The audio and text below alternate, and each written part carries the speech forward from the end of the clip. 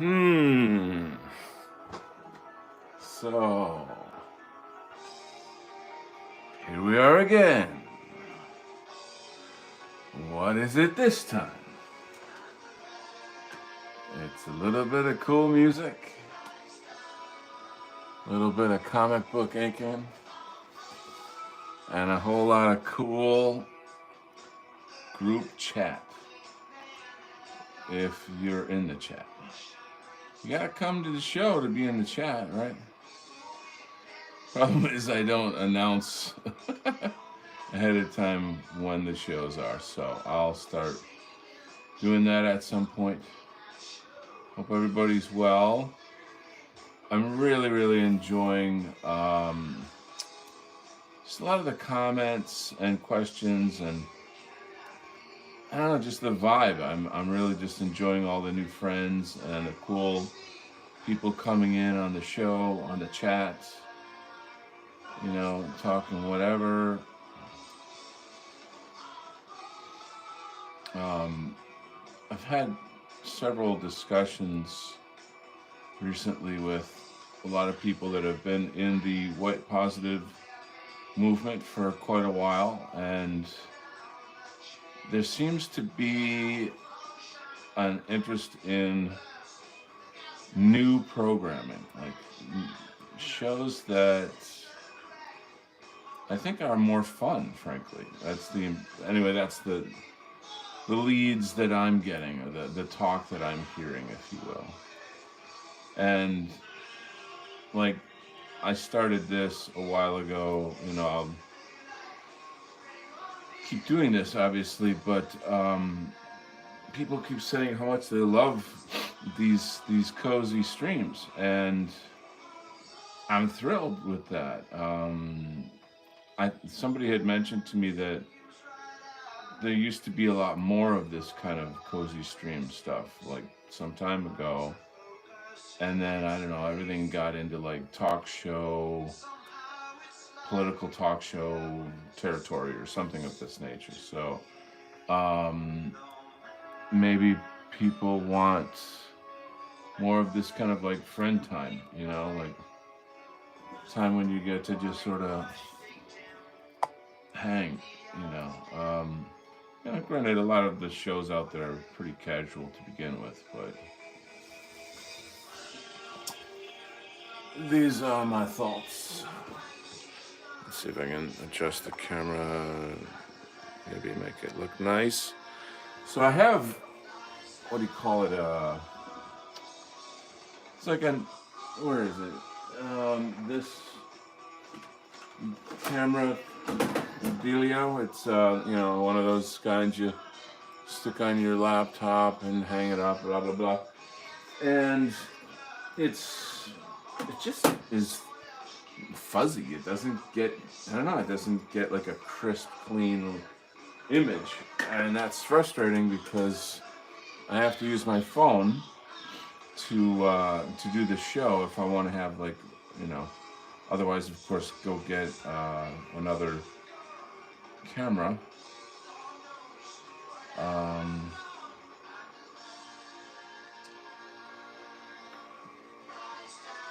Like, I don't hate the camera, or rather the phone, but I'd rather have my phone as my phone and my laptop do the show.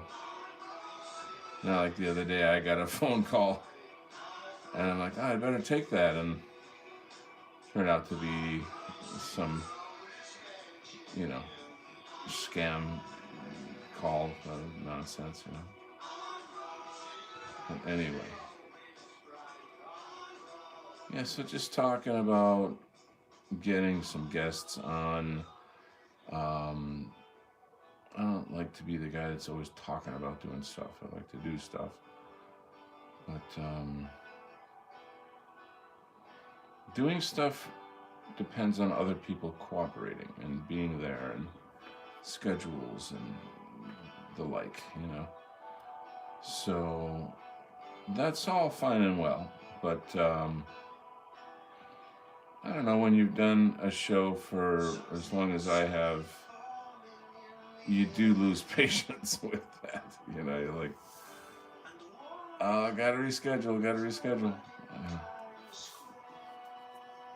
By the time you finally have the show, you're sort of like, man, this guy rescheduled so much. I don't know if I want to talk to him. I'm kidding, but that's fine. Might have to turn this music down a bit. Actually, it's seems a little on the loud side for a live stream, so I'm gonna do that. And I'm purring like a fly, waiting for the windshield on the freeway. The Lamb Lies Down on Broadway has got to be one of Genesis's best albums. It's a brilliant piece. I saw a documentary that kind of explained the story of it, the creation of it, and what's his face? Peter Gabriel was in New York City, and at the time, the film, what is it? Is it Holy Mountain or the other one? El Topo. Alejandro Jodorowsky had one of his films in some theater in New York City. Anyway, it was like John Lennon had seen it and was blown away, and said some good things about it, and then everybody had to see it. I could probably talk to some length about Jodorowsky as a filmmaker. He's obviously well known in the comic book world as well. That actually says so much, I feel, in terms of, here's an avant-garde filmmaker, and he wants to do graphic novels. That's interesting, isn't it? He has France's best comic book artist, Jean Girard, Mobius. He has him on to do, what was it? The Meta Baron, John DeFool. There's just so much good stuff. Anyway, the documentary on Genesis, they talk about like the sort of experiences that Peter Gabriel had. I get the impression that he was tripping pretty hard on acid when he went to go see the movie. And if you've seen, is it? Oh man, it's driving me nuts. It's not Holy Mountain. Is it Holy Mountain? Ah, shit. I can see the movie in my mind. What's his face? Jodorowsky kind of makes himself out to be like this enlightened cowboy type character. I think that's the one. There's a character there who is meant to be Jesus, but it's Jesus kind of, I don't know, like rebelling against the religion of Christianity, and there's many like very, very controversial images and points in the film. Jodorowsky does not pull punches on like really, really difficult things to see. I'm sure that a lot of animals were killed to make his films. There's a lot of gore. But as far as, like phenomenal art goes, his stuff is phenomenal. And you can't really deny it,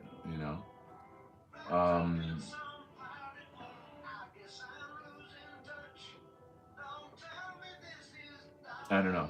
It's a whole other thing, but essentially, yeah, it's like this album is essentially what's his face, Peter Gabriel, kind of telling the story of his wanting to leave Genesis, like all the crisis, the problems that he had, and something. Not entirely. I'm sure that there were a lot of other conceptual aspects to the film, or rather, the this this story.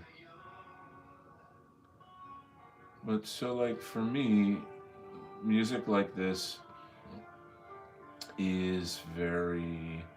It's stuff I was discovering in high school as a young musician, and it was turning me on a lot in terms of like, wow, this is what music can be, and that it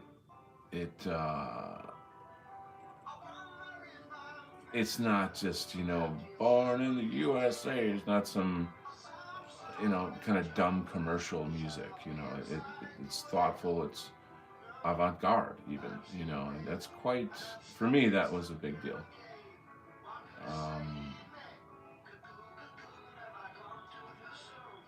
and it's not like I always and only like that kind of music, but um, I just don't like stupid music and like mainstream culture.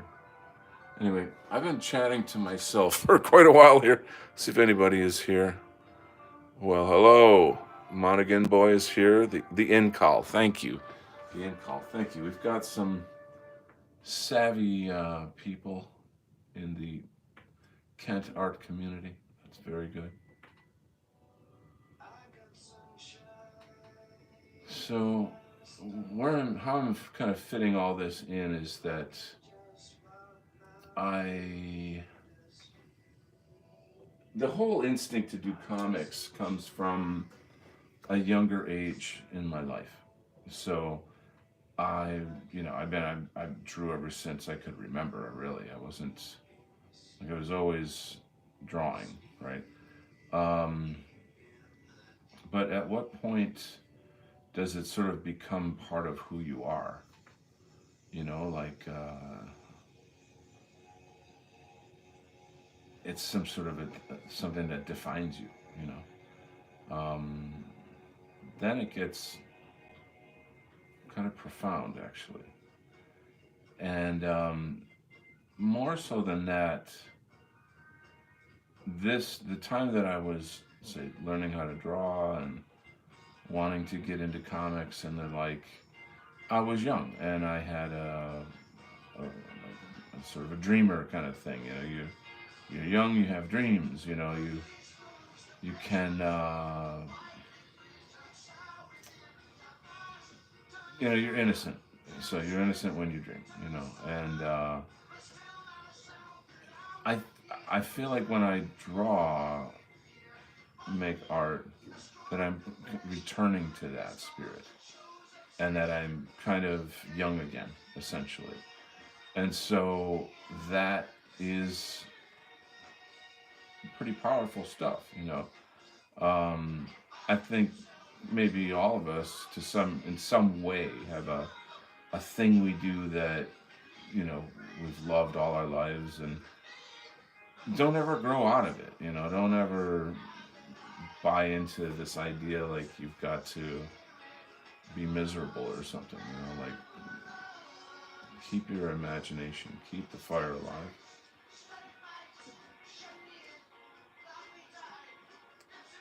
So music like this really stimulated my imagination as a young man, growing up.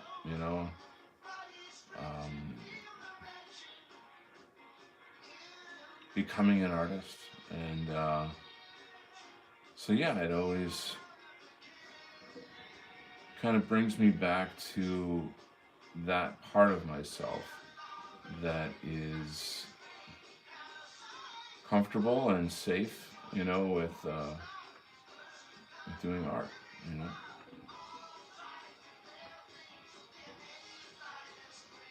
All right, let's see what's going on over here in the chat. Do you like the sea shanties? What's up, Mr. Kent? Hey, Jay, Lewis. I'm not sure I understand the question, sea shanties. Now, when I think of a shanty, I think of a little cabin or like a shanty house, a shanty village, like a place that's just got like homemade little shacks in it. Is this what you're talking about? Or is there like a band called the Shanties? I'm sorry, I don't know. Um, Enlighten me,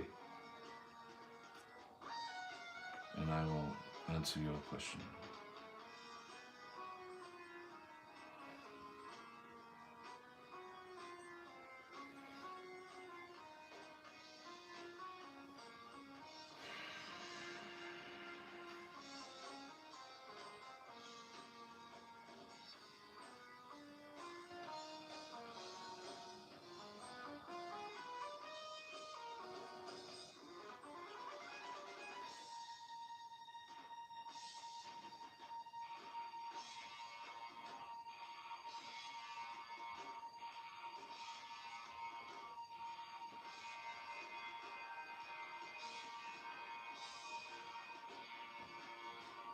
All right.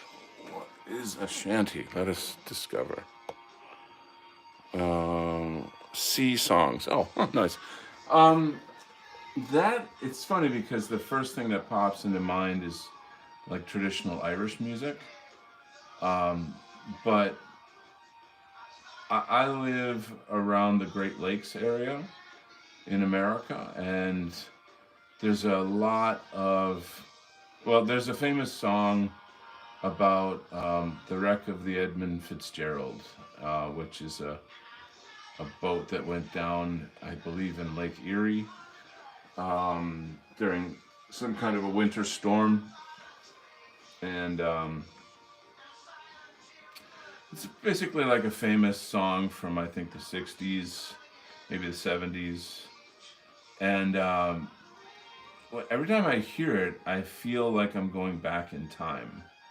I feel like I am, a sailor working on the docks in somewhere off the, somewhere in Lake Erie or Lake Michigan or Lake Superior, and I get a sense that, um, I don't know, I just get a sense of history, which I find really cool.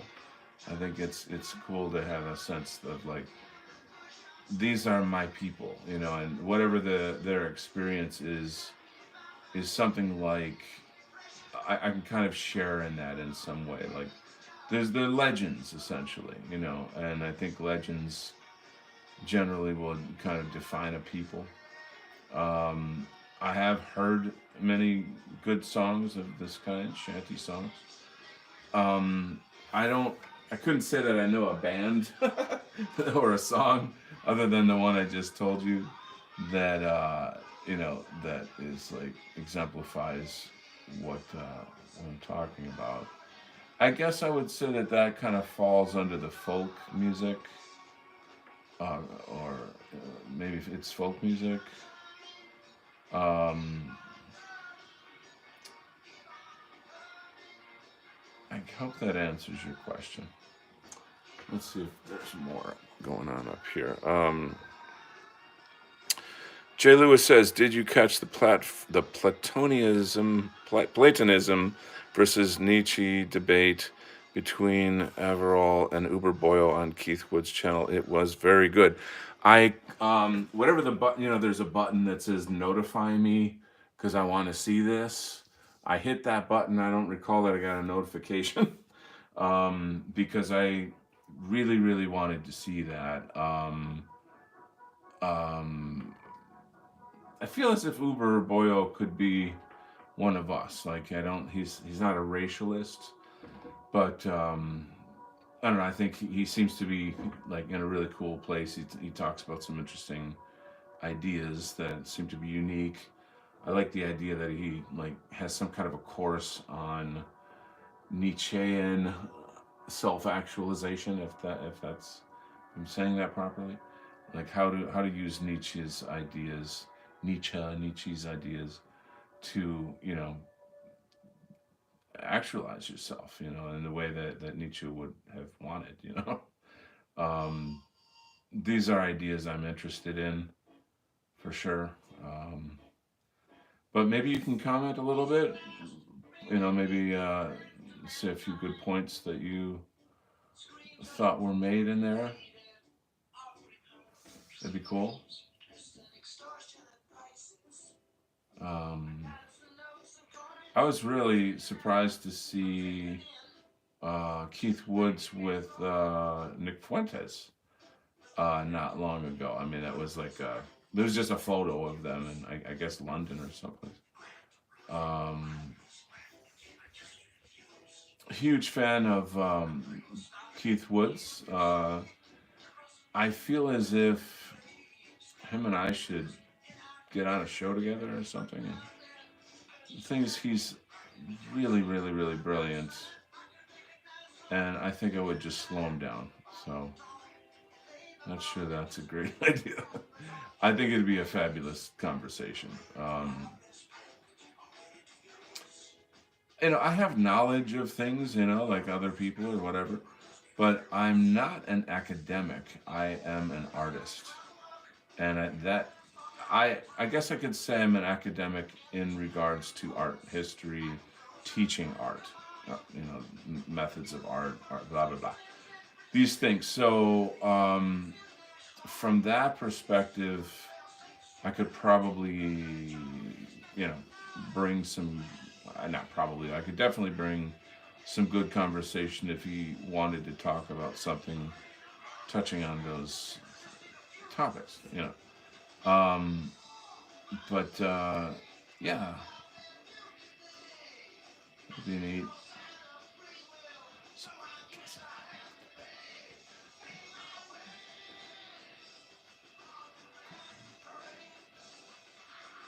let's see what you said to that. I'm over here in La La Land. See if you had a response to that.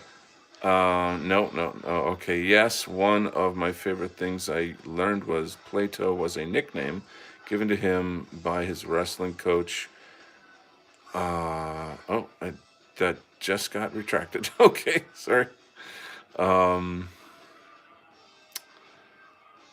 it was very good. Well, anyway, I would like to see that conversation. I think that'd be pretty freaking awesome. Cool, man. When I first saw Uber Boyo's channel, it was a commercial actually, and I'm kind of suspicious of like the sort of self-help industry, if you will. Um, but I kind of, sort of listening to him, and I'm like, "Hey, this guy's onto something. He's talking about freaking Friedrich Nietzsche. Like how do we take these ideas and like use them? And get ourselves back to the garden.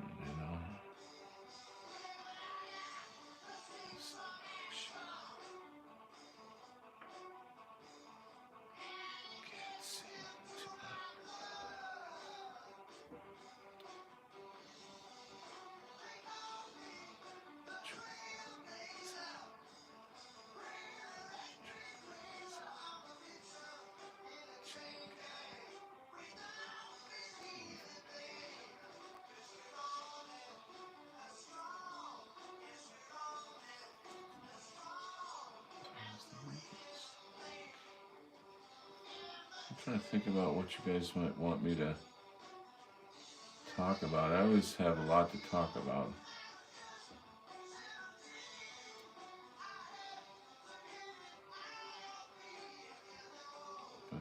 And it's funny, before I came on, I'm like, oh, there's this and that and this and that, and now I'm like blanking out.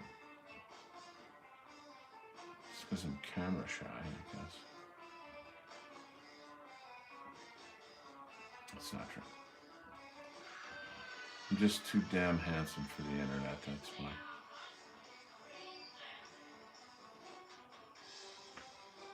So, on the topic of shows, been chatting with some good friends on Telegram about us doing a show, and the problem is schedules, always schedules.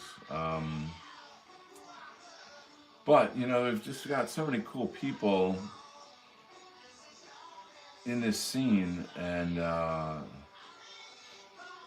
the conversations that we have are like amazing. And then there's certain people that they've got certain positions, and I'm like, damn, like these ideas need to be put out there. People need to hear, you know, this idea and that, from these friends of mine. Um, and a lot of times people have really good concepts, but maybe are not. I don't know what the word is. Like they don't know public speaking, so it's harder for them to get on a show. Let's see what's going down over here. Uber Boy was awesome. His videos pump me up. Feel it in my bones. And Woods and Fuentes still have a video up on Odyssey.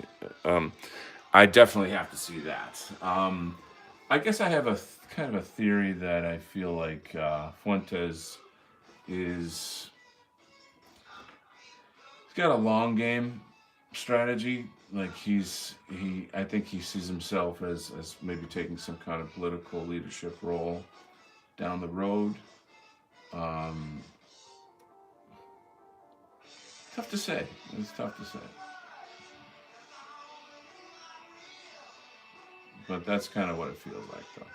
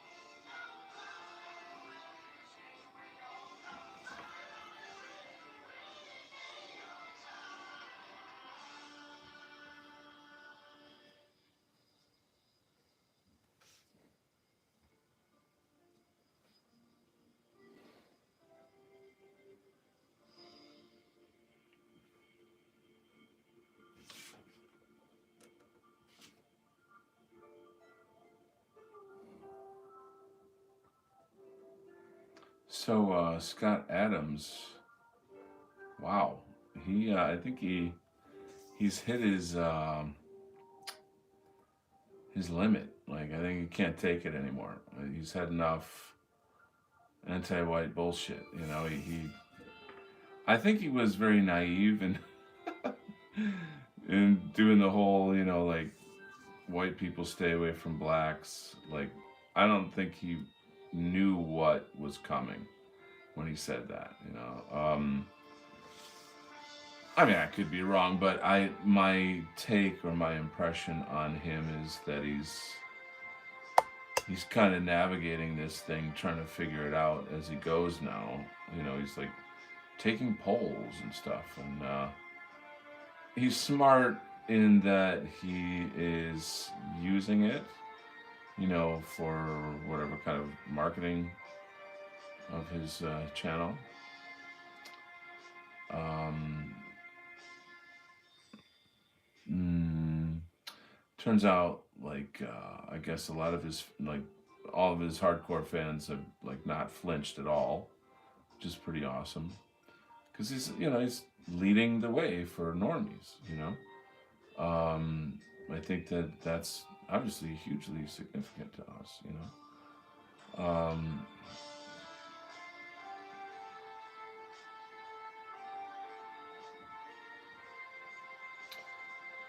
So that's cool. Uh,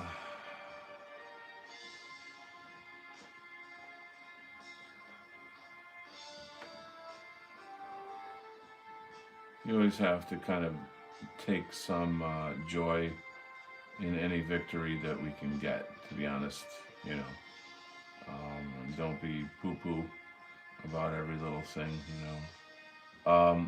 There was something I posted on Twitter. I was chatting with my buddy Nullis about it. Was it Nullis? No, it was Luke Mason. Um, and somebody had basically said, like, let's get rid of the Joker meme and you start and replace it with Samwise Gamgee. And the idea being, you know, that like the Joker one is very sad and black pilled and, you know, depressing, which it is, as true as it is. And then the Samwise Gamgee one is the, you know, it's that like, you know, the guy that like takes his buddy all the way to the very end, you know, and doesn't give up hope when all hope is lost. That, and I shared it. I shared the meme thinking like, yeah, you know. And then Luke made a good comment about like, you know, we shouldn't retire the Joker meme because it's true and significant in terms of like expressing anger, pain, depression, the things that we feel. And I said, yeah, that you know, I was at Joker levels of depression last year, and it's not good. It's you know, beyond the sheer intense pain of it. I think that it's unhealthy, you know. And so I was essentially kind of saying that like, where do you go from here? Like, you know, it's all good and well to say, you know, be the hero of your story, and you know, I am striving to be that, you know.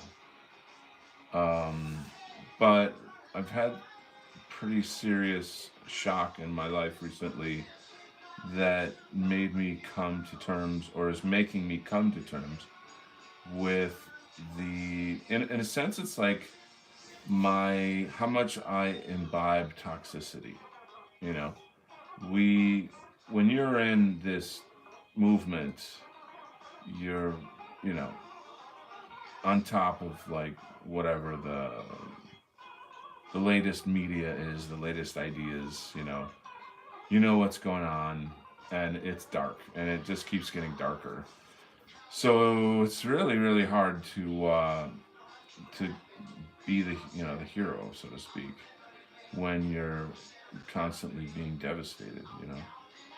But this is life in itself, right? It's like, it's how we overcome our problems in these things, you know. What are these ways? And take it on a kind of,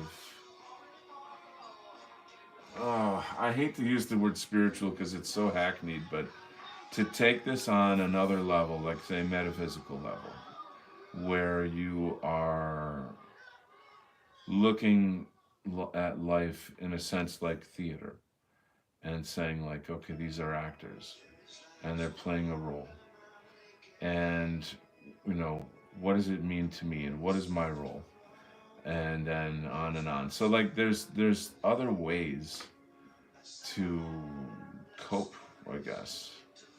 um and I feel as if like we have to figure these things out so that we're not consumed, you know, with the negativity, and in the worst sense of the word, you know.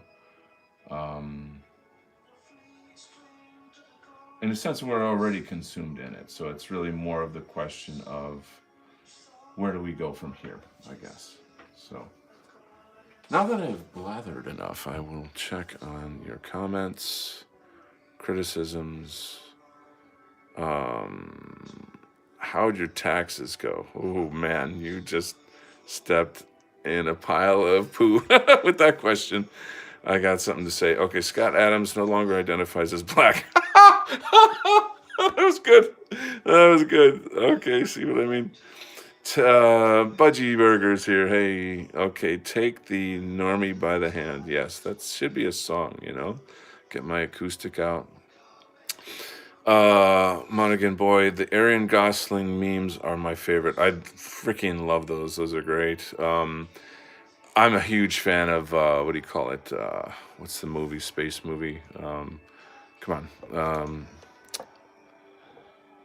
Blade Runner. And so like all things Blade Runner, I love. Old or new? Yeah, Blade Runner. Yes. Um, Gosling. So the optimism, knowing that we are in hell, right? About the tax question. So now we all know that the election was stolen. We know that we're living in tyranny, literally, and not exaggerating as well. And under these circumstances, we've seen how this corrupt, rogue invasion of our government is just taking everything that they can while they can. You know, they're trying to do every possible trick in the book. You know, so one of which is to hire, I don't know, 100,000 tax agents to come to your home with guns in hand and to, you know, extort money from you that can be pumped into all kinds of anti-white systems, you know, everything and anything, so that the Jews can get their 300 billion a year. And we're living on a Zionist tax plantation. I mean, whatever it is that you think or thought about America is probably gone. And I don't know if it'll ever come back unless there's a revolution. And that's what it is. Anyway, that was my preface for tax season. So every year I get a nice chunk of change back, and a lot of people do. It's not a big surprise. This year I got charged a hefty sum. I've never ever had to pay taxes in terms of like, you know, I always get a tax return. This is the first year under Joe Brandon Biden. I have to pay a really uncomfortable size of money. So it's not going to kill me or break the bank or whatever, but it's knowing that it's bullshit and that it's illegal and unconstitutional and everything else makes it extraordinarily agonizing to pay money, which is just really nothing but extortion. You know, it's just, you know, we'll hurt you if you don't pay this, and then the money we steal from you, we will then use that for programs that will hurt you. You know, this is what's going on in the fucking government right now. And with all that said, I did some research. Essentially, there's a part of the tax code that the government or IRS decided to change the definition of this one word. And that completely threw the whole thing of taxes into a whole new realm.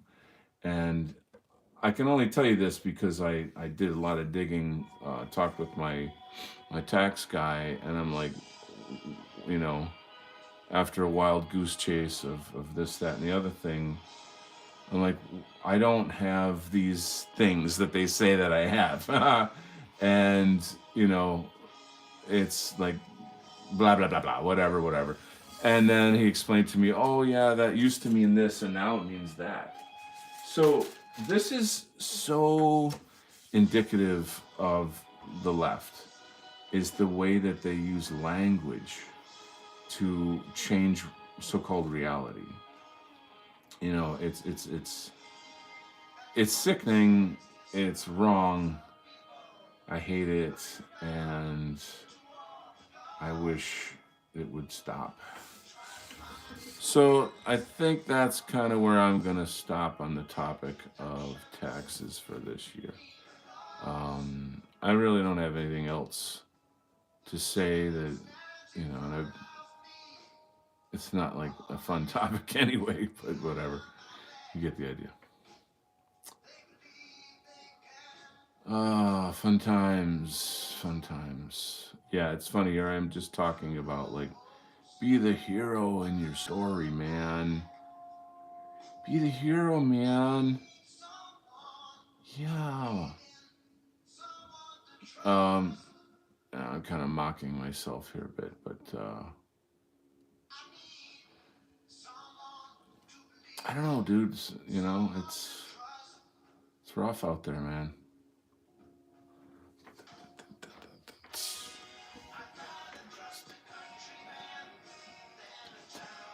I'd rather trust a country man than a town man. Um, yeah, dudes. I don't know. I mean, it's rough. It's rough.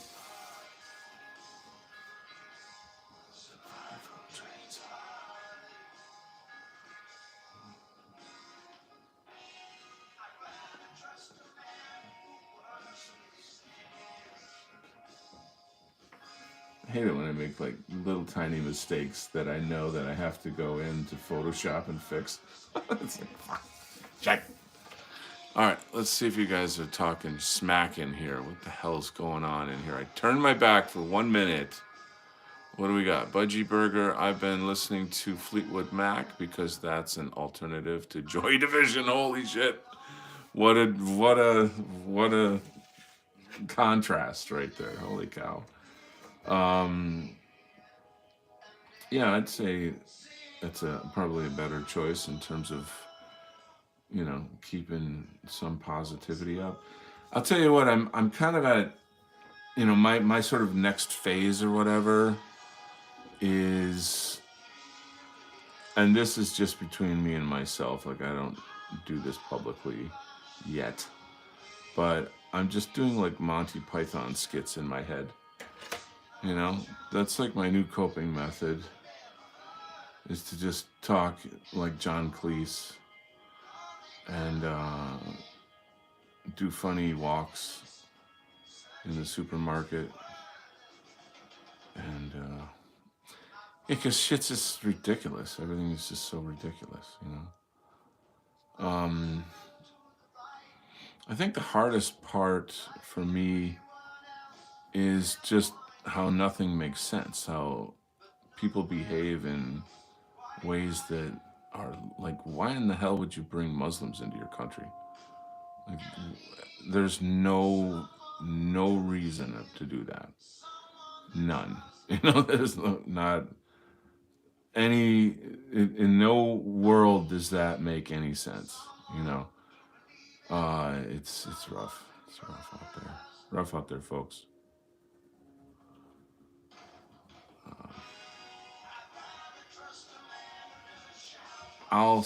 I'm not down on women or whatever, but like I feel like feminism is a gigantic part of all of this stuff.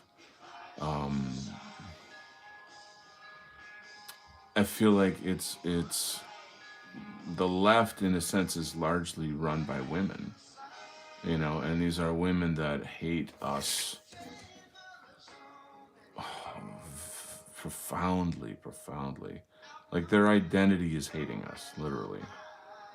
And they have had, years of rejection and echo chambers of, friends and college professors echo chambering to them, you know, the ideas that they believe. It's pretty harsh. But I think feminism was for my money, I would say that's like the most effective Marxist, what's the word, psyop or whatever, like of all the techniques and things that they poisoned our world with. I feel like that's the worst one. You ruin the family. What else have you got? That's the core unit of the, I don't know. Talking about stuff you guys already know. So let's see. What do we got in the chat action here? Fleetwood, yeah, talk about Johnny Cash or Buddy Holly. Wow. This is really good analogies. I have a new client that I've been working with on my day job who is a huge country music fan. And I never was. It's just not something I grew up with. Um, I don't have any particular, I would say that I might find it more annoying than not, you know. But so working with this dude, I'm listening to like tons and tons of country music, but it's mostly from the 60s and 70s and 50s, I should also say. And I gotta say, I like that stuff. Like, I mean, it's its own thing. It's not, rock and roll or, stuff I normally listen to or like. But especially going back, like the 50s and 60s, I think everything back then was better. I think everything had a more authentic, genuinely authentic quality to it. And of course, country music is very, very white, obviously, right? I also thought, what, they should change the word country music to southerner music because it's southern culture. Now, yeah, of course, people in the north like country music. But overall, though, like you associate the accent with it. Um, how many great country singers come from the north? Come on, you know. Um, it's also occurred to me that maybe I should write country music, and that would actually be kind of hard for me to do because as simple as it is as a genre, it's not part of me. It's not like a part of me. I've never done it. It's not, I've sang like covered songs by like Neil Young and stuff, but um, even a little bit of things like Creedence Clearwater and whatever is sort of country-ish. Um, but yeah, I think like if I were to do country music, it would have a wider audience, and that's the whole point of doing it. Because I don't. It's not really an authentic thing for me to do, and I would think that, like genuine fans of country music would either be offended by that or kind of figure it out eventually. I don't know. I don't know. But what are your thoughts? Should I do some country music? Check the chat. Well, let's see. What's your opinion on Dave Tate? Dave Tate. Remind me who Dave Tate is, and then I will. I know Andrew Tate is the bald, sort of sleazebag. He, if you want to talk about Andrew Tate, I could say that he's just part of controlled opposition. He's part of the whole, like men who are struggling with masculinity. Listen to me. I'm I prostitute women and I know all about what's good masculine health. It's like the dude is. I can't stand him. I don't. If any of these gatekeepers that have anything intelligent to say that might be like, wow, that's a good point. They just heard it from somebody else. They don't have true wisdom. They're just, you know, they're just like recycling some shit that somebody else said at some point. So, like, you know, I'm not, I don't know. That's what it is.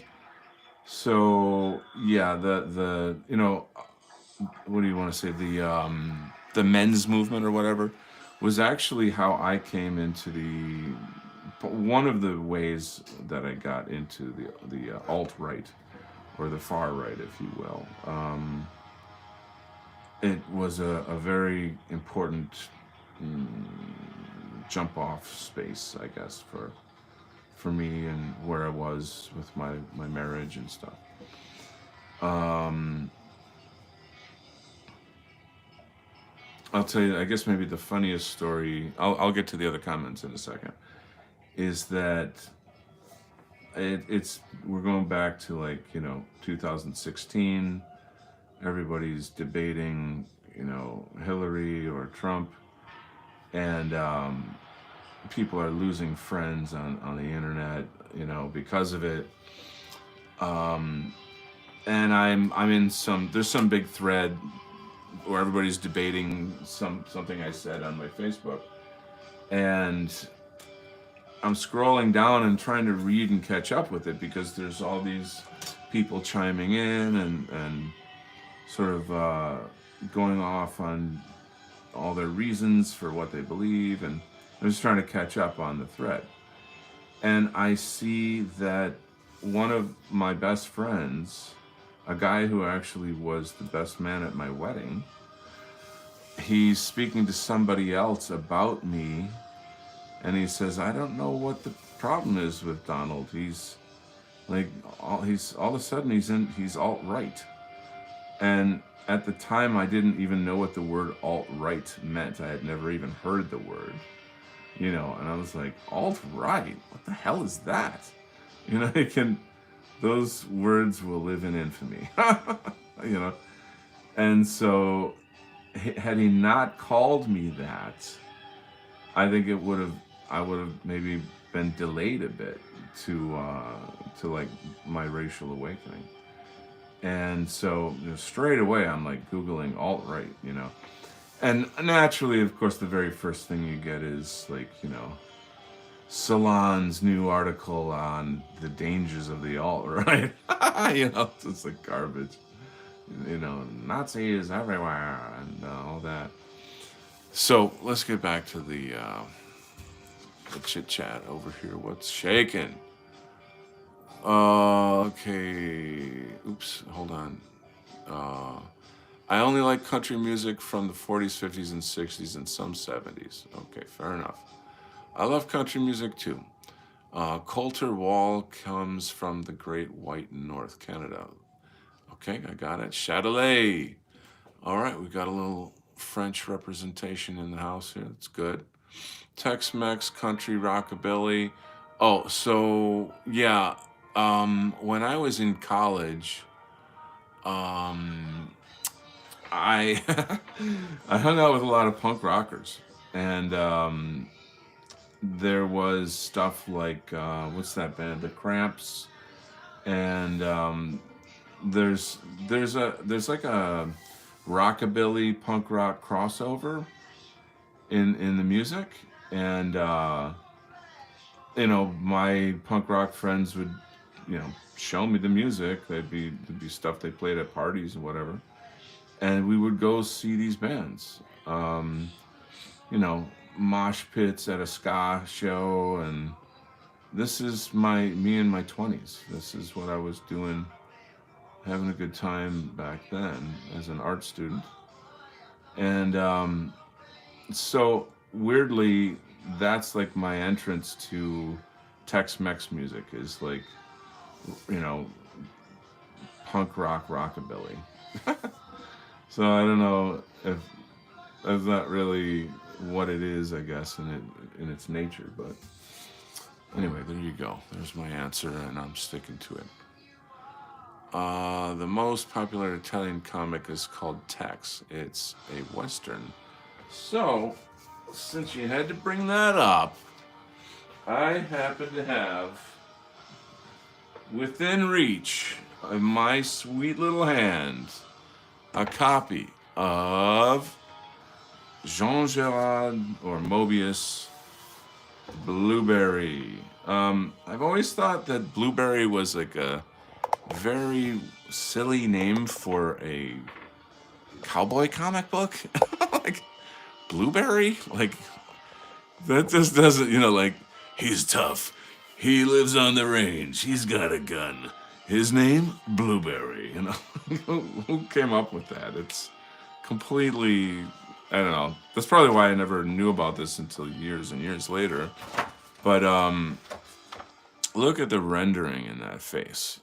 Look at my lighting situation's not super hot, unfortunately, but you can kind of get a flow. So this is clearly a pretty big influence on me. I mean, I'm not anywhere as good as Mobius, but huge fan. And I'll be honest, like I've never even read this, and one day maybe I will, but like I'm not concerned about that.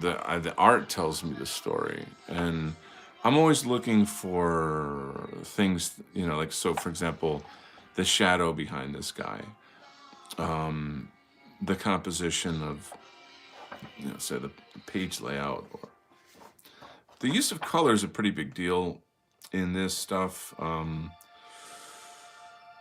Oh man, it's just some beautiful stuff. It's interesting. It's always interested me how Europeans have a huge romantic fantasy about the American West. Mobius had come to like Mexico and dropped peyote or something, and like that changed his life and da da da da. But like, there's something about the desert and that kind of rugged living that I just find, like, it seems to me that Europeans have a certain passion for it, or a romantic vision of it or something. Maybe it's because, these like cowboy shows, westerns, those were very, very common back when these guys were young, and that's just what was on TV, Gunsmoke, which is a good show. Robert Pyle says I like rockabilly. My dad was a Roy Orbison fan. There you go. Good stuff. Let's see. Budgie says Donald has woken up. He's an Austrian painter now. Dude, there is very much a spirit of a certain Austrian painter in me, like very, very much. And in my mind, I do have to say I do wonder. I do think, how can I have more political influence? Anyway, what else? Let's see what else is being said in here. I have some Blueberry albums too in Greek. Oh, wow. They're great. So, yeah. So, insanely detailed stuff. You can just pour over this. And of course, the color is very rich. It's just crazy stuff. This is just really, really good stuff. Look how cheap I got it. Yeah, I've actually, just within reach, I have like dozens and dozens of like fantastic graphic novels and stuff. But also stuff like this, like when I need to know how to work back anatomy, or like the way the arm connects the shoulder or something, So like all of these goodies are around here, just for whatever reference I may need. That's a good example of the back. The back has very sophisticated muscle groups. And then being able to show the body twisting, and then adding shadow. This is a lot. It's a lot. To be able to do comics, it's a freaking massive load. And the way I'm doing it is essentially cartooning. It's not, it's realistic, but it's not photorealism.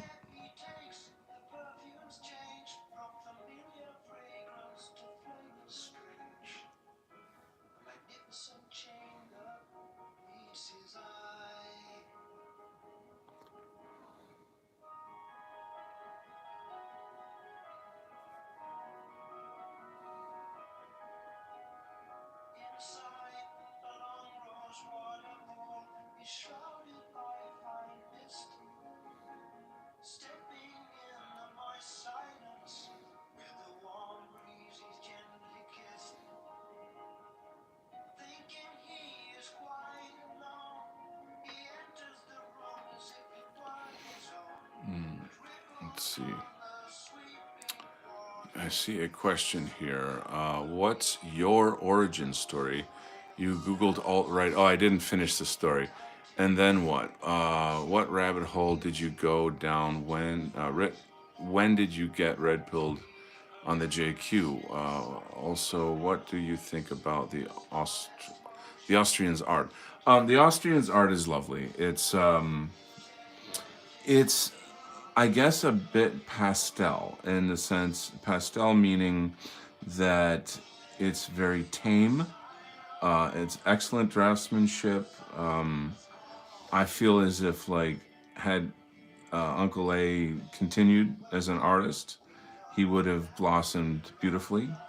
I know he was a very traditional guy, so the idea of like wild colors and that kind of stuff is probably not, that never would have really appealed to his sensibilities. But you don't say have to have wild color or what have you. He just would have found his own way, you know.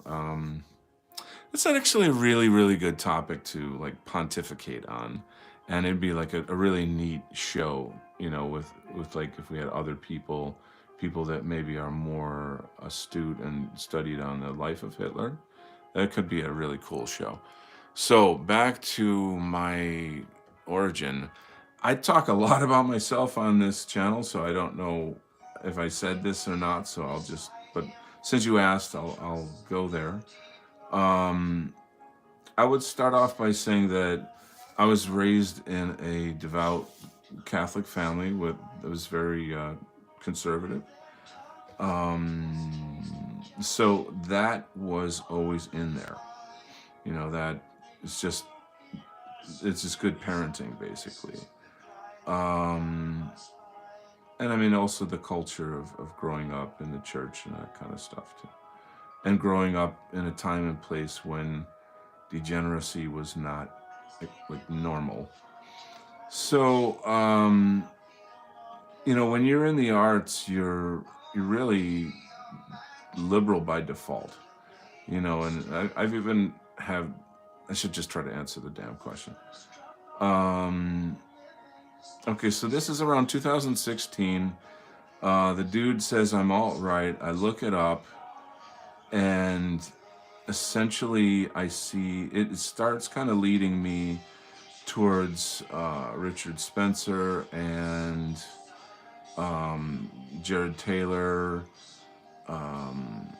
anybody in anything sort of related to either of those names, I would research like viciously. Like I would say that I've seen essentially every single video that's ever been made on like Jared Taylor and Richard Spencer.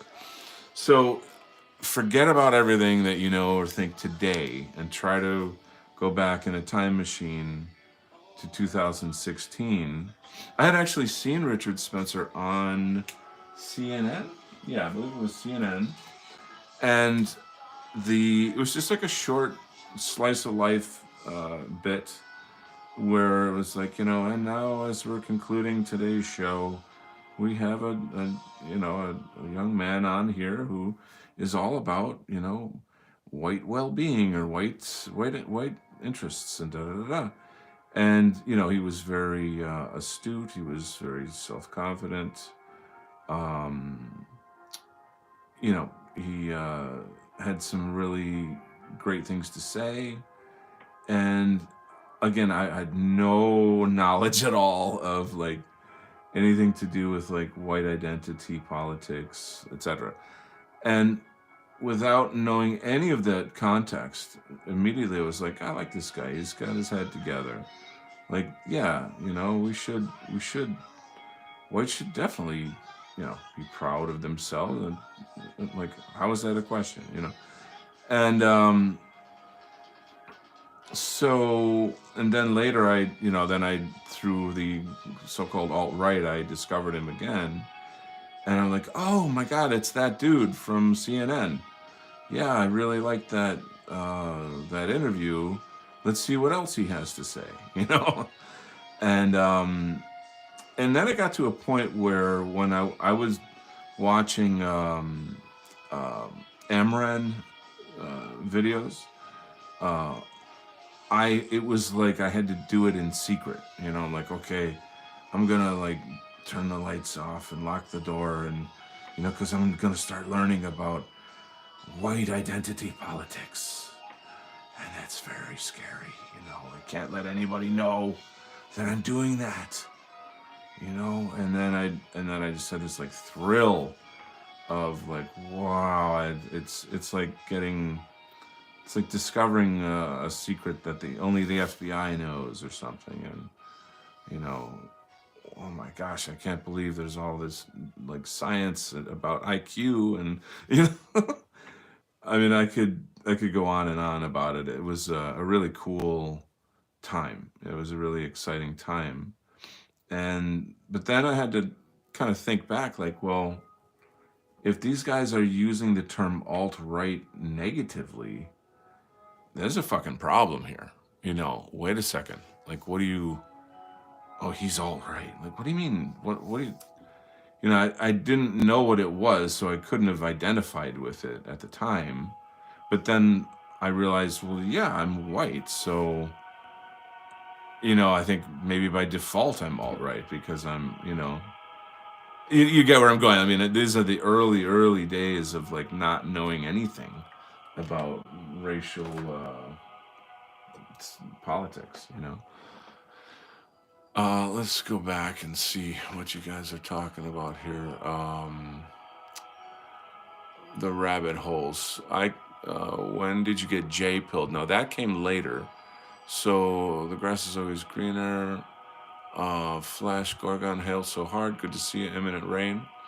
Robert says, did you ever watch Red Ice? Oh, tons and tons, hundreds of hours of Red Ice. That was sort of like next in the pipeline because you figure, say, start from Amran, and then the guests on Amran, you go to their links.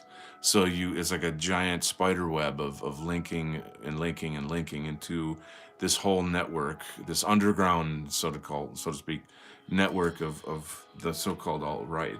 Very freaking cool experience. Like, and then coming along, so because like I was really more of a Trumpster, you know, at this time. I was, you know, super patriotic. I believed in the system, you know, voted Republican, blah, blah, blah, blah. And, you know, all of these things were happening.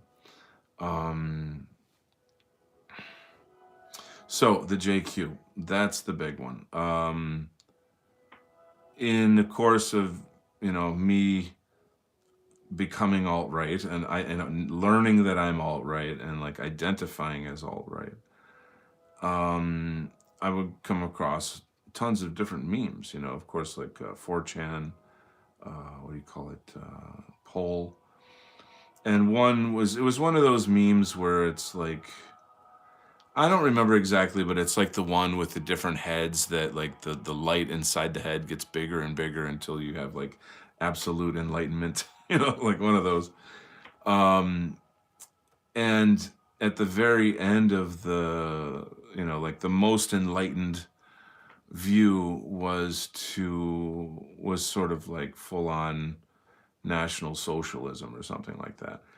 And I was still on the Republican plantation, if you will. And I was like, whoa, you know, that's what, you know, I was very, like, you can kind of put together, like, how do I say, the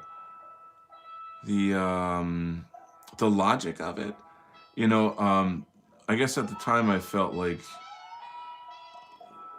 wait a minute, there's more, you know, like there's more to the rabbit hole. There's something else that I don't know, or there's something that I'm lying to myself about. Oh shit, you know, because this is not easy to kind of undo all that stuff, right? You know, you're like, you know, I want to believe in these narratives that they taught me in high school. You know, what about Hogan's Heroes? What about Schindler's List? And what happened to all those people I trusted that told me all this stuff over all these years? So, um, I guess the J pill thing would have been harder, to it took longer. Um, for me, I'd say that was more of a path of like data. I never ever started off with like a feeling of like, you know, any kind of anger towards Jews. I didn't know that I should be. Um, and then it just was like a fact finding mission. And that's the way it was with, say, like learning about Hillary, or learning about the Fed, or you name it. Like when WikiLeaks, I mean, go on and on and on down the line. Like there's so many things that we've had to come to terms with. Um, you know, um, at the same time, though, I've never been like I'm a very Sigma male kind of guy.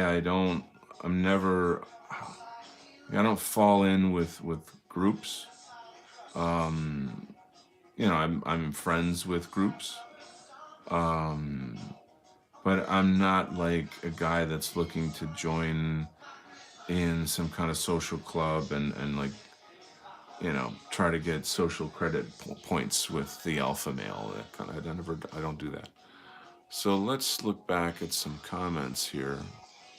Did you ever watch Red Ice? They are the ones that led me to the scene. Then Millennial Woes. I was a fan of Millennial Woes for a good while, while he was doing regular shows.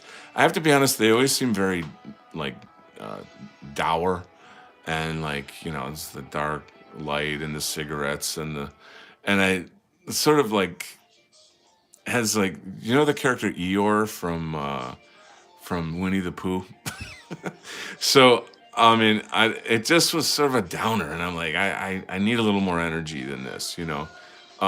So, but I'm obviously on the same team, and admire Colin very much for all that he's done over time. It's just like a style thing, like some people don't like the way that Nick Fuentes talks, but maybe he says a few good things. So it's not an issue. And I was on Millennial, 2020 Millennial, I believe that was it, maybe 2021, and that spiked my what do you call it? My subscribers. That spiked my subscribers quite a lot. When you get on a show of that caliber, then that happens. So back to the questions here. I'm looking at my phone. Do you ever watch Red Ice? Yes. Lol, yes. The thrill of the forbidden. Yeah, I know.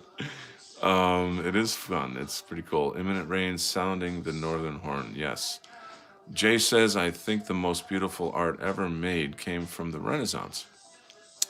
The most beautiful buildings ever produced are Catholic cathedrals when church and state were united. Yeah, you're opening up a lovely part of Western culture and our arts and these things. And I can't disagree with you. There's some wonderful stuff in there. Let's see. Flash is saying, hey, I sounded the Northern Horn so hard, especially when practicing my fist out of the North Star techniques. Nice. Imminent Rain is a master martial artist. I learned about the JQ from JOS. What is JOS? I'm like an abbreviation retard. Like everybody abbreviates, and this is where I like don't get to sit at the cool kids table anymore. But if I really had time to prepare, I could probably answer that question better. There was a time when I was into E. Michael Jones. I've discovered that I don't totally agree with him on some pretty critical ideas. Um, but he's got a book on Jewish privilege, which is highly recommended. Um, there's that and that. Then, here comes the big one. I discovered Goyim TV. GoyimTV.tv. If you don't know, now you know. And you gotta get you some Goyim TV. Of course, it's like it's like really, really hated by the ADL. You know, like but I don't know where to go with this, and I don't like to get caught up in this bog, but there is there are people that believe that Goyim TV or people in charge of it are actually working with the Jews to create, create the problem. You know what I'm talking about. You know,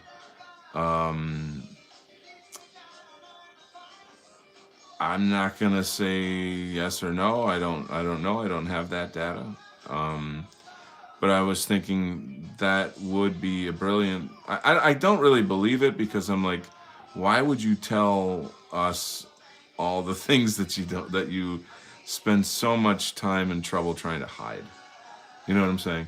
Like it doesn't, to me, that doesn't jive. You know,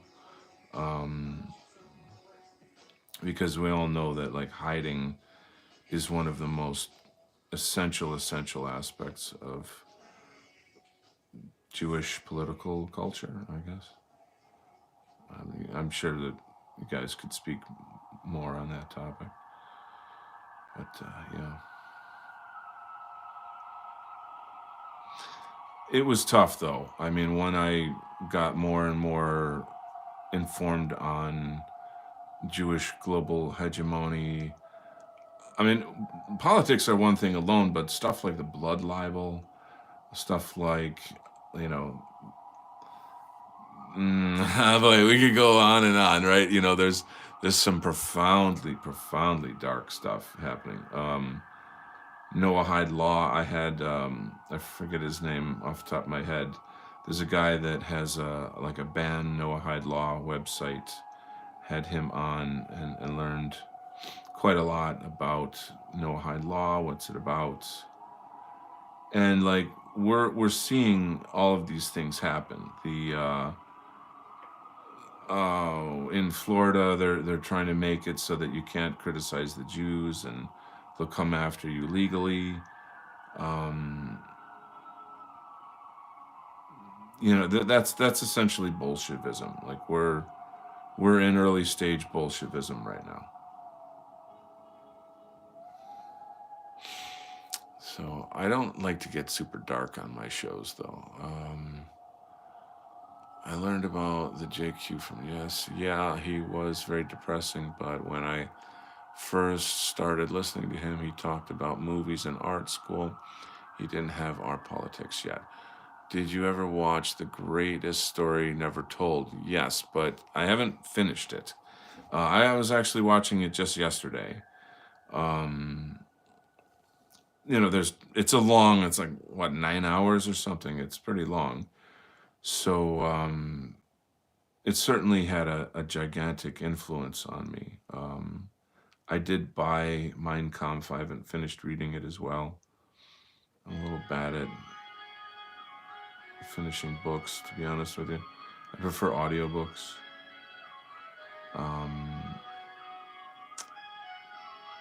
Just because I'm drawing, you know, and stuff. It takes, you know, if I've listened to hundreds of audiobooks while working in my studio.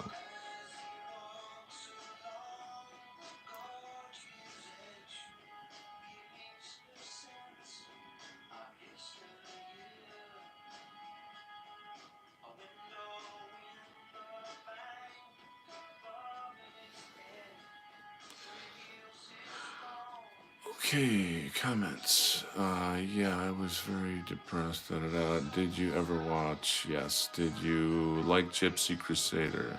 Do you like Gypsy Crusader? I think he's free now. I'm a Gypsy Crusader appreciator. Oh yeah, yeah, yeah. Of course, yeah, big time.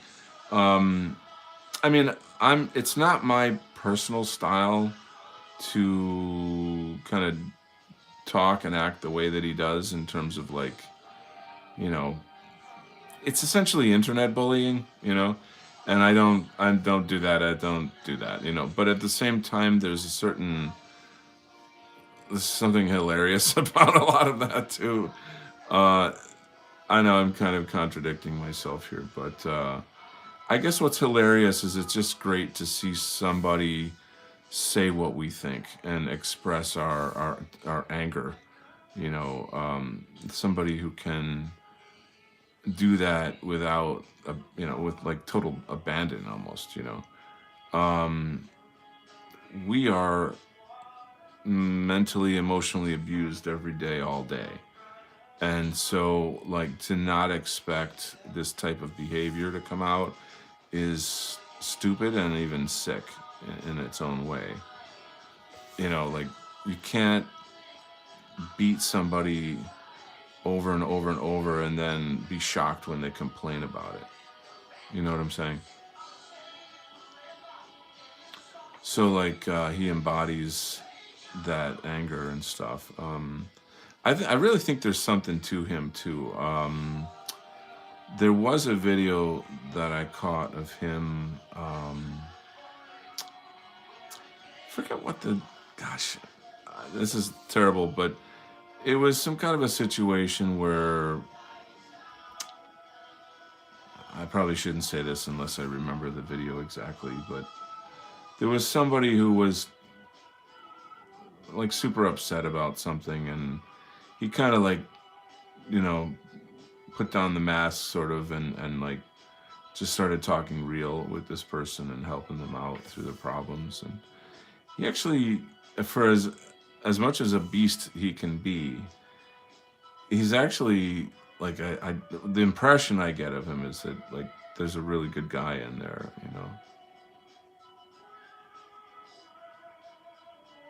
Well, there's all kinds of good though, right? There's like Hitler good in terms of like save us, and then there's like Jesus good, which is more, you know, feed the poor, take care of the weak.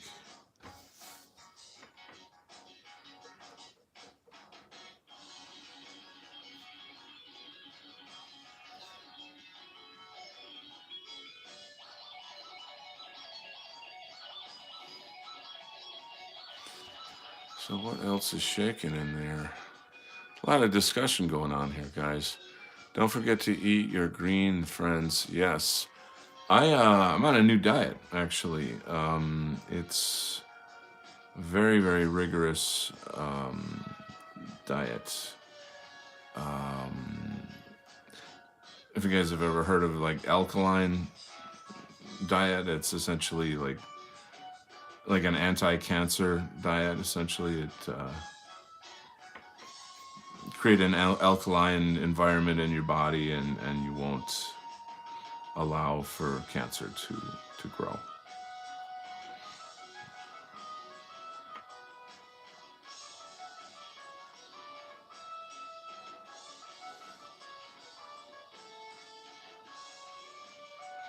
So consequently, I've become like a rabbit, in terms of eating the greens.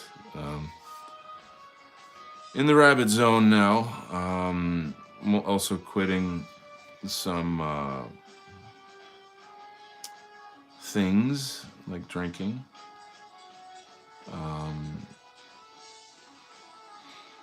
Yeah, this whole be the hero thing it's got to be more than just talk.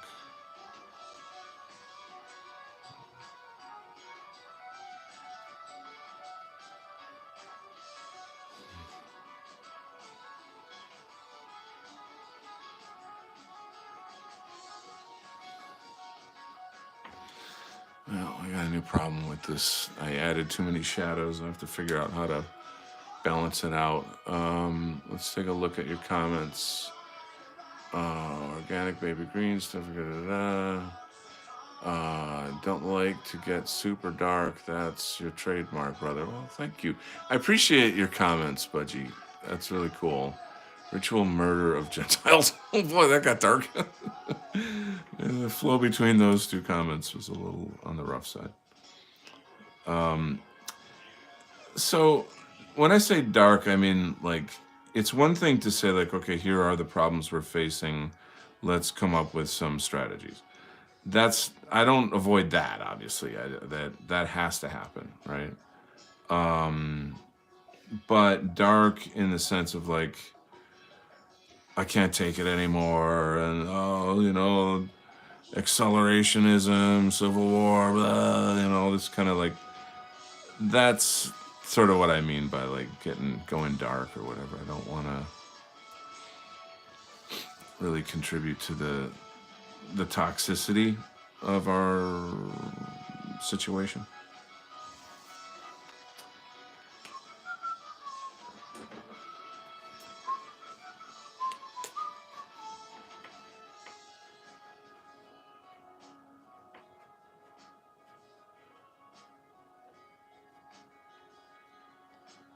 All right, I think I worked it out a bit. Let's see.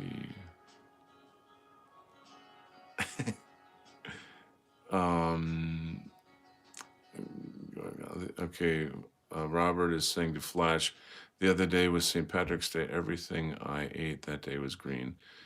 Jay says, I showed some people at church today the clip of Ben Shapiro on Joe Rogan saying he doesn't believe Jesus was even a prophet. Open up a can of worms. Good. Very, very good.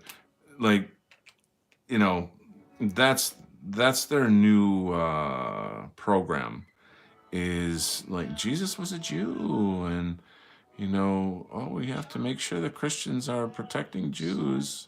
We're the chosen people. Come on, Christians. Remember what great friends we are? Remember our history of wonderful friendship? Well, don't look in the Talmud. So, yeah. That's what's going on.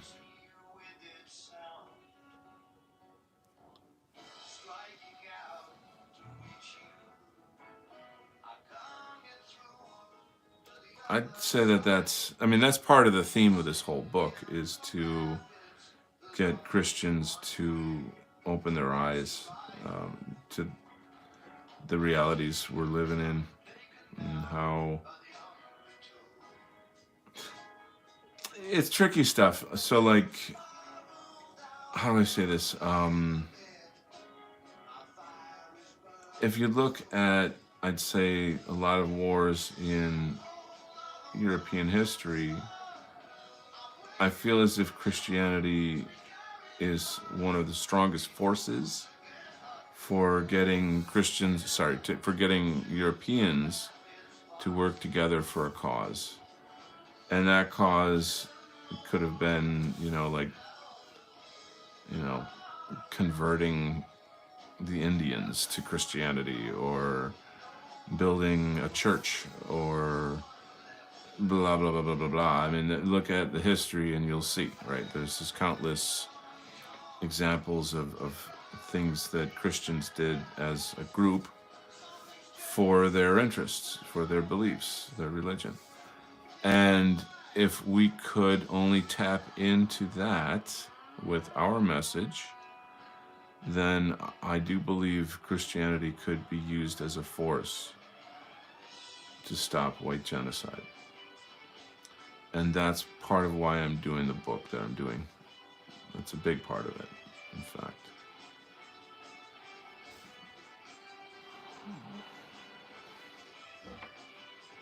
I think it's essential that Christians be sort of weaponized. I know that's not a word that maybe Christians would jive with, for what I'm talking about. But on the same token, I would almost say that maybe, yeah, maybe there's a lot of Christians that are ready to throw down. You know what I'm saying? I was looking at a video of a poor woman whose son got choked out by some black girl on the bus. And in the end, it turned out that the white boy had to leave the school, and the black girl didn't get punished at all. And like, this kind of shit is so common. But, our people are like lost. They're just like, where do I go? Who do I talk to? How do I get justice? You know?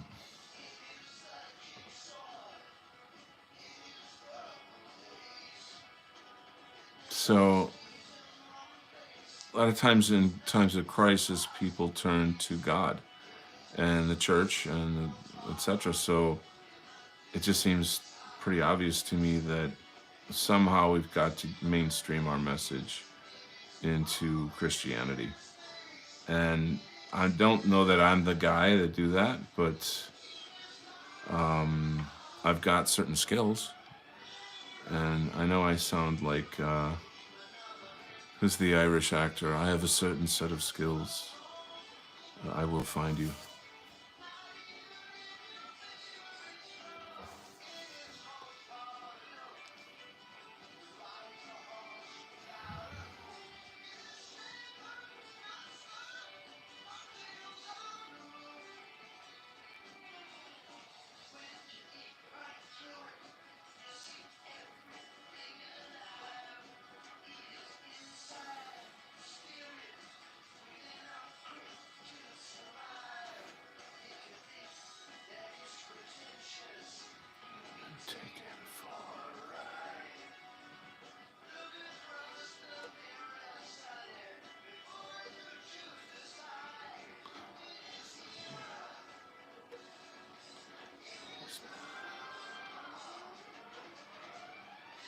All right, let's see what else you guys are rapping about.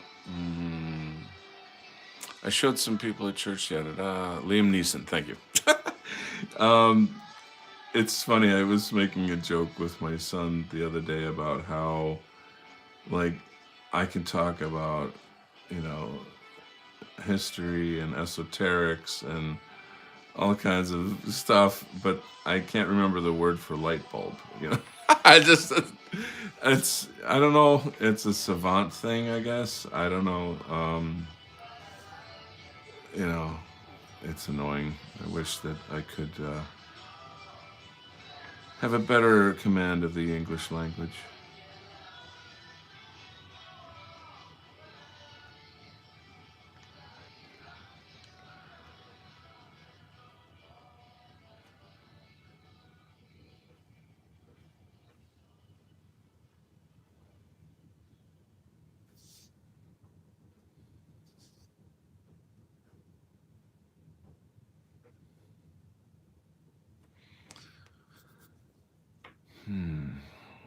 So yeah, the whole red pill journey was wonderful, wonderful, wonderful.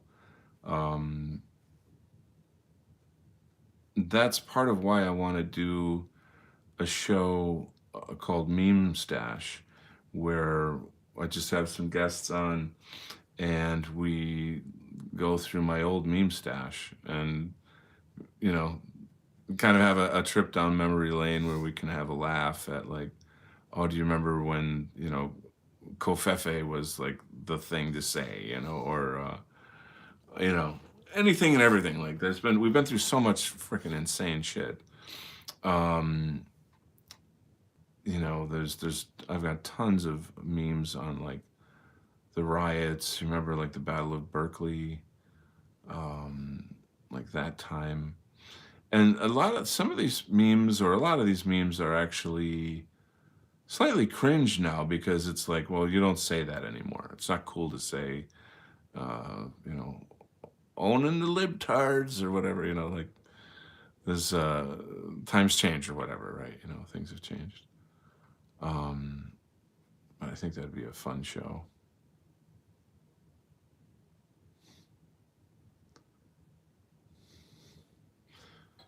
I think we're going to have to put some tunes on as well. Pile, White People Friend. Okay, Budgie says, it's the toxicity of our situation that makes me want to play T-Rex. Wow. Or the Book of Revelations. Wow. Where am I going to go with that? I'm going to put some music on that's very... Oh, you know what? My computer just basically stopped. All right. Now, let me try something interesting.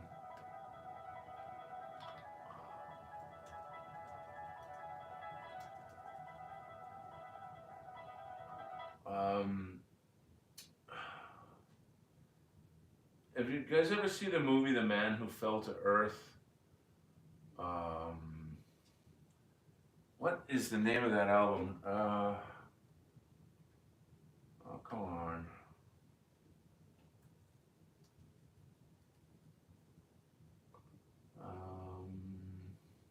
Low. It's called Low. So on this album, Brian Eno, I think, is as like a huge role on the album, and it's sort of more atmospheric. I don't know that what Robert Fripp might even be on it a little bit. Robert Fripp is from King Crimson. I'm just trying to get rid of this damn commercials.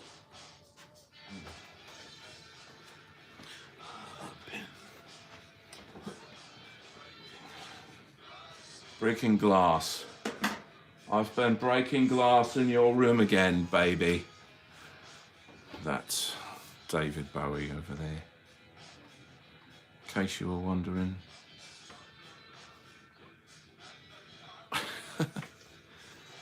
Let's see what we got in here. Yes, with David Bowie, thank you. Okay, Budgie says, I heard that Jesus has a sword coming out of his mouth when he returns. I hope that's true. Yeah, there's a lot of talk of return, it seems, among a lot of Christian groups on Facebook anyway.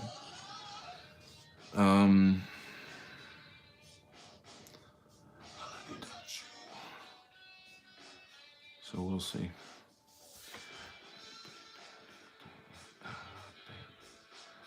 So The Man Who Fell to Earth was a pretty wacky film as well.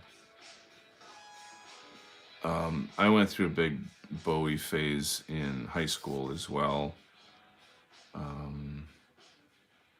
When you're a musician, you go through phases. You know, it's a thing. You get into a certain musician, and you know you try to copy their style, or you're just interested in kind of discovering their world. You know, whatever that is. I'd say in this particular case, it was. There was a fellow musician friend of mine who was a big Bowie fan. And I wasn't until the friend was like, oh, check out this album and that album, you know.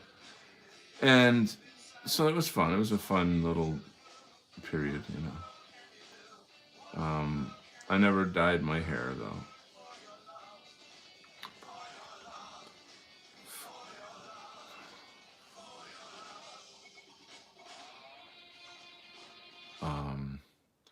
It's an album called Diamond Dogs. Why the hell happened to the sound? Don't you know I'm trying to run a show here? Get that music back on there, lad. Up you go. Looks like I've got internet connection problems. Always some fucking problem, right? And now my phone is closing down. What is going on over here? I just heard about the movie today. There's a new graphic novel adaptation of the movie by Dan Waters. Are you saying there's a graphic novel version of The Man Who Fell to Earth? That'd be wild. I'd enjoy that. Or are you talking graphic novel version of when Jesus comes back with a sword in his mouth? Because I'd like to see that too. Just as long as it's not illustrated by like Daniel Coles or one of those indie weirdos. All right, that's almost done with this page. Hey, let me show you something really freaking insane, okay? I just finished penciling a 2-page spread. So this is a giant 2-page spread. It's in pencil, so you can't see it very well, but excuse me, this is the big scene when the superheroes blast out, you know, on the big action adventure fight scene, essentially.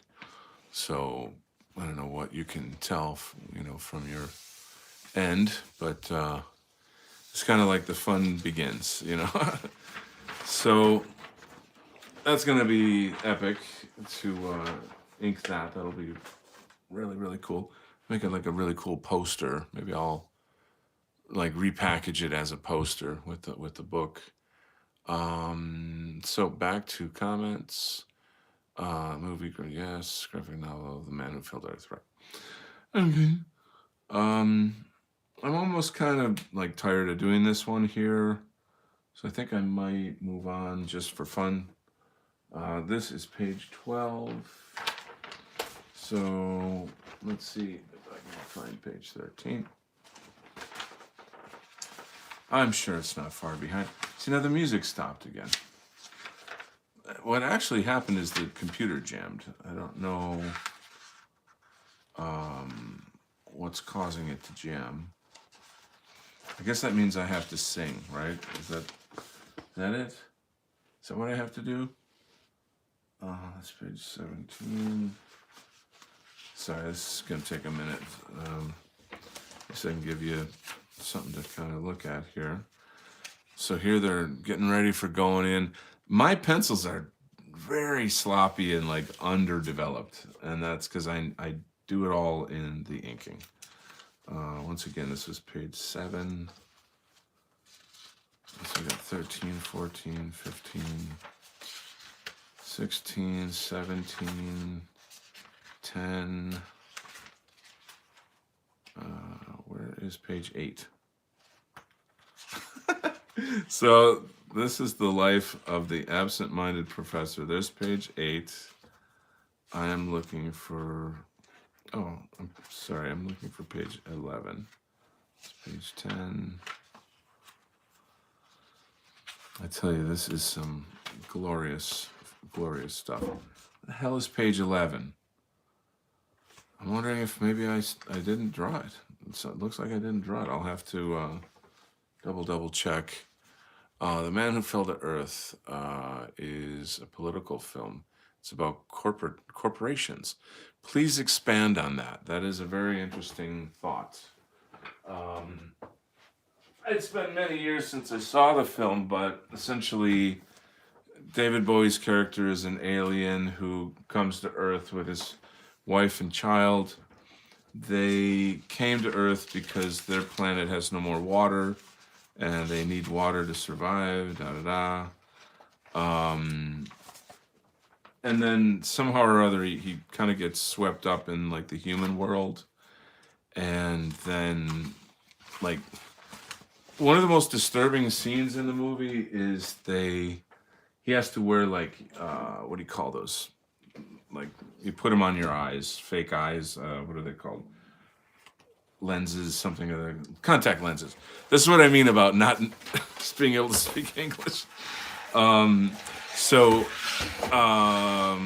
like those aren't his real eyes, right? So they're like, you know, made to look human, and they use some kind of machine to like stamp on to like seal the contact lenses to his eyes so that he will always look human, you know. And it's just the way that it's done, it's just very strange and creepy. It's sad. It's like, oh, I'll never, you know, oh no, you've deformed me, you know, I have to look human forever now, you know. You know what? I did not draw page 11. Huh, I like them apples. So I somehow or other, I sort of jumped ahead at one point, and anyway, that's my next pencil page, I'll tell you that. But as far as inking goes, we're going to get back to that. I'm not sure how much more time I can keep you here, guys, though. It's been kind of a long show. It's been a very long show. Hey, look who's here, Crusader 21. Sorry I'm late. I thought you were mad at me, Crusader. I was like, where is he? Let's see, Budgie says, the man who fell to earth is corporation the same as Rollerball. Greetings from Nullis. Good to have here, Nullis.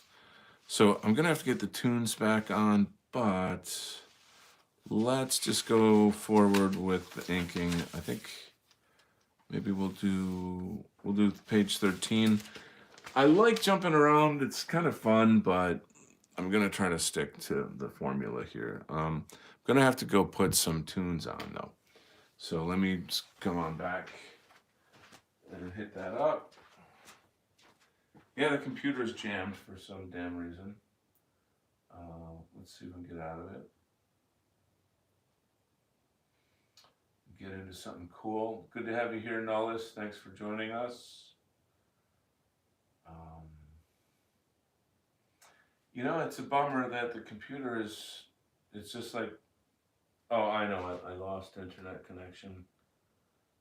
So this is my new thing, I guess it's the FBI or something, I don't know. So we'll hook that up in a minute. Nothing like looking at a blank screen and hearing a discombobulated voice. But that is about to end.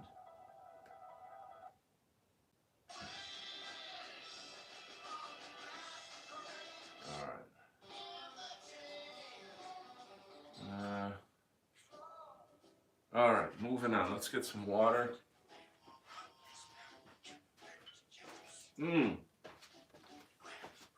Oh, great to have you guys here with me. So,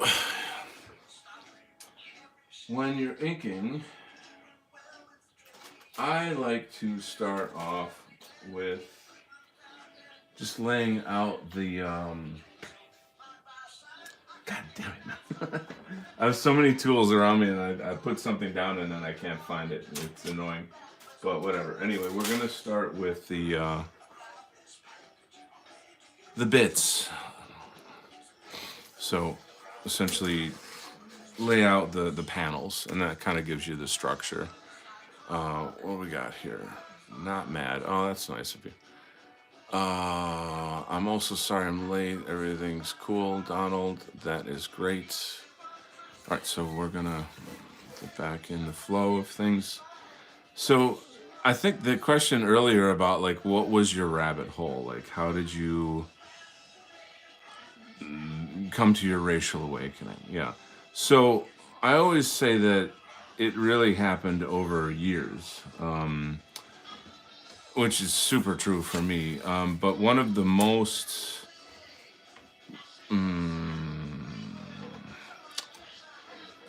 powerful experiences that I had is in terms of like racial awakening was being a high school teacher.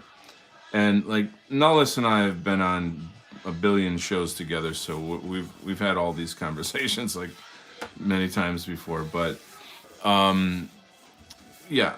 It's a school that is owned in part by Muslims, in part by a black police officer, and then like just a typical Democrat slime ball guy, you know, he's actually a retired principal who is just kind of back in the game to, you know, get another 100,000 in his pocket every year for essentially nothing. So the school was growing. It didn't have a complete. It only had like an elementary school that the middle school was connected to, And so I came in when they were opening the high school. So imagine a high school with only ninth grade in it. That's very awkward. It's very weird. And then each year another grade coming in and another and another. Um, so you've got like 35% Muslim kids. Uh, you've got black kids. You've got Hispanic kids. You've got some Vietnamese. And the Vietnamese, of course, were the best behaved out of the group, mostly. You definitely had poor whites, who actually were also well behaved. Their problems were more along the lines of drug issues. So, kids that come from broken homes and are on like emotional drugs, whatever those are. You know, like oh, he can't sit still in class, and so we've got to give him, you know, whatever the pill is for that. And you know, they're essentially like internet kids. They're kind of raised by TV and computers. You know.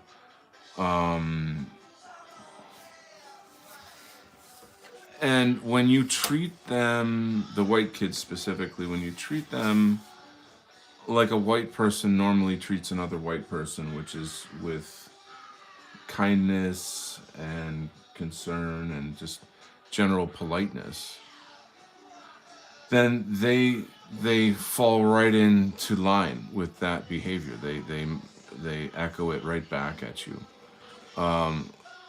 The other students never did because it's not their culture. I can remember I was actually competing with a black female teacher for the teaching job at the high school. And this woman was essentially a, what do you call it? Like a teacher's aide. They sit in class with the teacher, and they're kind of like babysitters. They don't require any kind of teaching degree or blah, blah, blah, blah, blah. And so she wanted to go into the art teaching job without a fucking degree in it, you know. But who needs a degree when you're black, you know? You don't need degrees. And she literally said at one point, like, we were in like the teacher's lounge lunchroom or something, and somehow or other, you know, of course the job came up, and you know, it was awkward, right? You can imagine how awkward that'd be. And she says, well, you may have the degree, but I got the soul. And I thought, like, you know what? I have a soul too.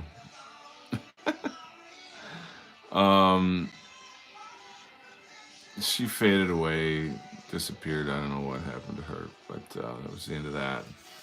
And in this school, the arts are very, very definitely considered like the babysitting class of the day. There was no love or understanding of the arts. And the only purpose for the arts were to like impress the parents that, oh, look at how well the school is decorated. It's like, then essentially, my job was to babysit these kids. I know I probably don't see the screen moving. Yeah, the phone's gonna die in a little bit. Stream is frozen. We're back though, right? We're back. Hello, we're back. The screen will freeze when my phone says low battery. So what do we got here? Reading comments.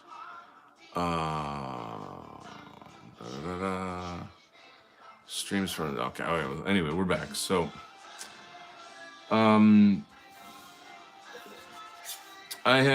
the school that I worked at, you had kids that were, like kicked out of other schools because they brought guns to the school. And then, well, we don't have anywhere to take you, so well, we'll dump you at this school where Donald Kent is a teacher. So that's the caliber. The black students were definitely like dangerous and profoundly stupid, like profoundly stupid. There were, of course, a couple good, sharp black kids and that were like, cool. But wow, you take these kids straight out of these ghettos and put them in a classroom. You can't. It's almost cruel, to be honest, to put them in a classroom. There's no way that they're going to succeed. It doesn't make any sense to try to expect them to succeed in that kind of environment. I know you said you would never. Donald, can you plug in your phone while streaming? Plug in my phone while streaming. If you saw where I'm at, I would. I can't. So I'm sorry. Not now. Anyway. Okay. Robert says, I know you said you would never teach again, but would you ever consider teaching in the future at an art school?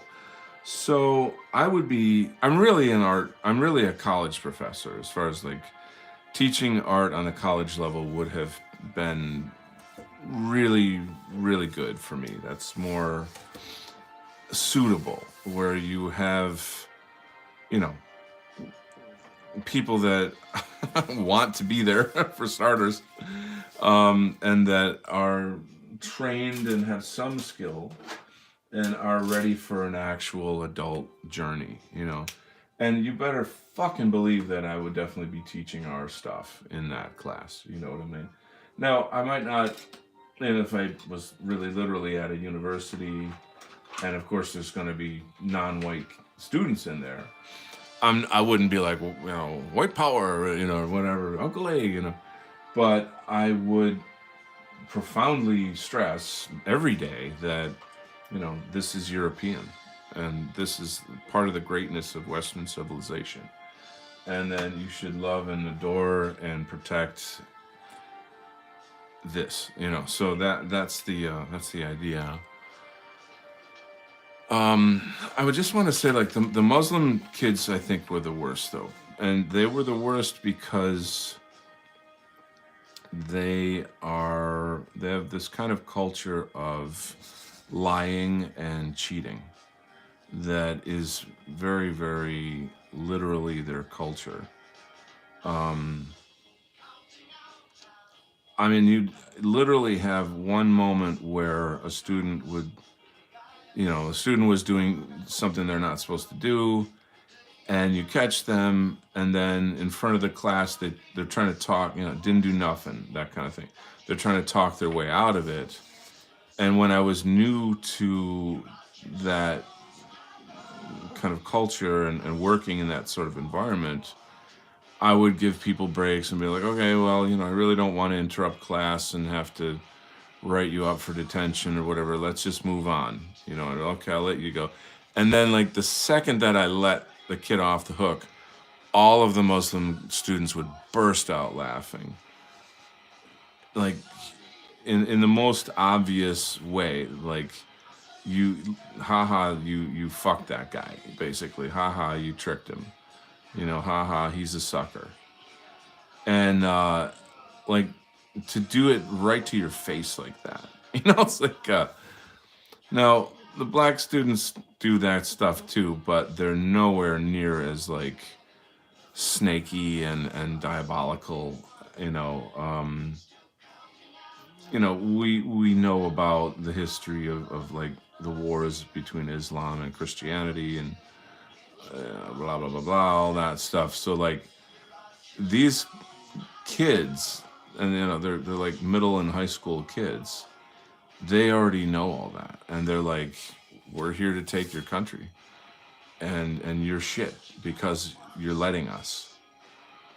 And so, like, they don't respect you. They'll fucking spit in your face. There was another student who, his father is, I can't actually say because I could get in some trouble for this. I'll just say that, how do I say this? His father was in jail, I'll just stop there. Why? I'll leave that to your imagination. Um, and I actually like met this guy as well, who later was trying to run for mayor, and he wasn't allowed to run for mayor because people with a criminal record are not allowed to. And had he, you know, he would have won somehow because the Democrats, they're gonna make it so that he wins, that kind of thing. Anyway, the son of that particular Muslim father, there was a case in school where he was going to push an elderly white woman, down a flight of stairs, because she was telling him, don't run in the hallways, or some kind of a childish thing that you shouldn't have to tell a fucking teenager. And this is the kind of world that, we're in here. So there were many, many, many things in that experience that, like, I would love it if any white liberal could have to spend, a week in a school like that and rip their eyes open. So what do we got in the chat? Rooney here. Donald, can you put no? I know you said no. I would like to start my own art school one day in the future, one that's focused on the technical aspects of art, one that is for us. Do it. Do it, do it, do it. Budgie says, Donald, Kongophant. What is Kongophant? A kangaroo with an elephant's head. Oh, okay. That answers my question. And that's my pronoun. Well done. Look at you. Look at you. You can be anything you want. You can be an elephant with a walrus's head, or you can be a broom with a rocket engine on it. You can be anything. That whole trans, you can be anything horseshit. Because if you look at like the women that are like behind it, these are the same women that like essentially are like hated by men. They're like, they don't have love. They don't have parameters. They need parameters.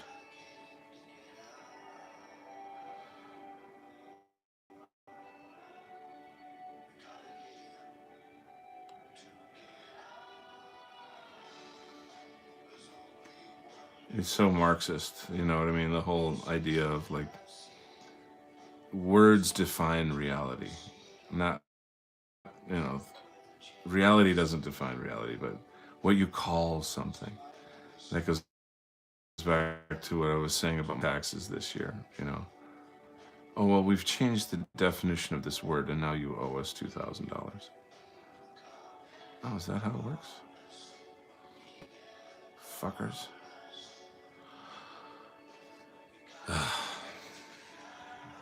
You gotta get in to get out, man.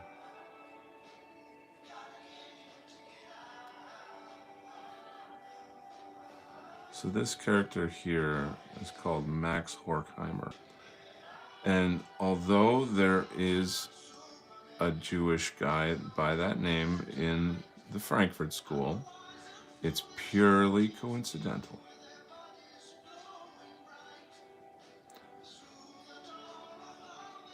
And him being a guy that works for Judeo-Christian News, which is the company that sponsors MAGA Force in the comic, you can kind of put two and two together. Bungie, okay, Pyle says to Bungie, I turn into a werewolf at night when the moon is full sometimes. I can't help it. It happens sometimes. I just caught one of my favorite classic horror movies, which is... my son just came home, so that blocked me out. American Werewolf in London. Yeah. Let's see if he comes downstairs.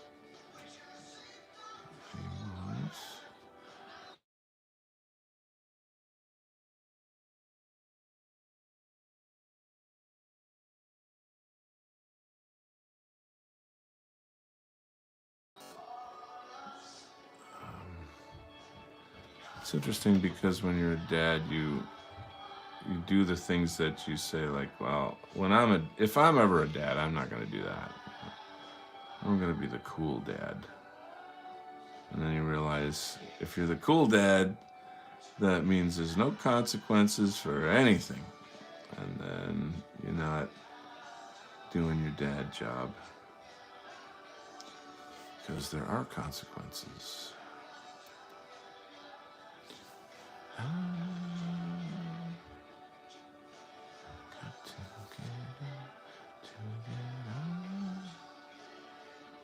And I miss doing music. I really got to get back to it. What's this? Yep. So the American Werewolf in London. It's really neat to see films and then be like, just to kind of like see how times have changed, and how a film like that, like, I don't know, it's just a different style. I like seeing the different styles in filmmaking over time. I find that cool, But and just like what people thought was funny back then, or what would have, what would, like, oh, they wouldn't have done that today, or it's funny to see how there's nothing really politically incorrect that I can recall. But then I'm also sort of looking at myself in a way too, saying like, why did I love this movie so much when I was young? Like, what was... I was into, sci-fi, horror. Like, I went through a huge horror phase. Pretty much kind of right about the time when I was like, I want to be a comic book artist too.